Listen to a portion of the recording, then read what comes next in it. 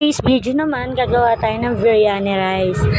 Natatakam na rin ba kayo? At syempre, ito yung mga main ingredients natin na gagamitin pag gumawa tayo ng biryani rice. Syempre, onion, garlic, ginger at saka tomato. Tapos syempre, basmati rice yung number 1. Tapos bay leaves, tapos 1 piece ng star anise, tapos lemon butter. Tapos pagsasamahin lang natin yan sa kumukulong tubig. Tapos iano na natin yung rice. Dapat hindi ganong luto Tapos yan, syempre magigisa na tayo ng sibuyas, kamatis, tapos para iluluto natin yung chicken dyan.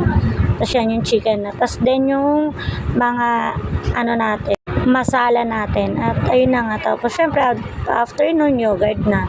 Tapos yun, mekos-mekos lang. Parang alam mo na sa India. Tapos yung green chili natin. At ayan na, medyo okay na yung basmati rice natin. Set aside lang natin siya para pag naluto na natin yung chicken natin, tsaka natin ilalagay yung basmati rice. At ayan na nga, medyo palaputin pa natin siya ng konti para ma-achieve natin yung tamang sarap. Tapos yan, rin tayo ng sibuyas.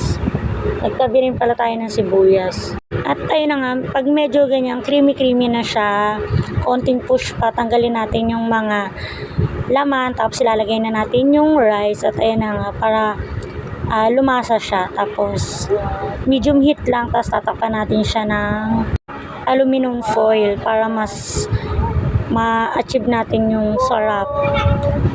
Tapos yun, dead man na lang dun sa kumakanta ang pangit ng na background, charing.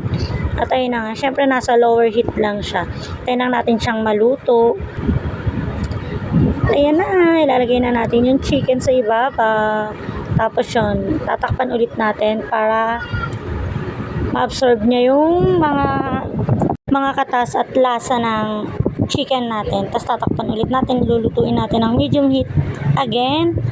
Tapos yun, syempre ready to plating na tayo. At ayun na nga,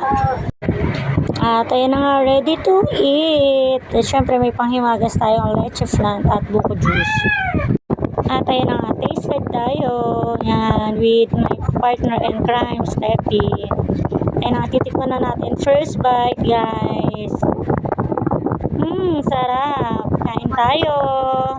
Thank you for watching, guys. Like and share. Sana nag-enjoy din kayo sa aking simpleng pagluluto ng biryani rice. Thank you for watching.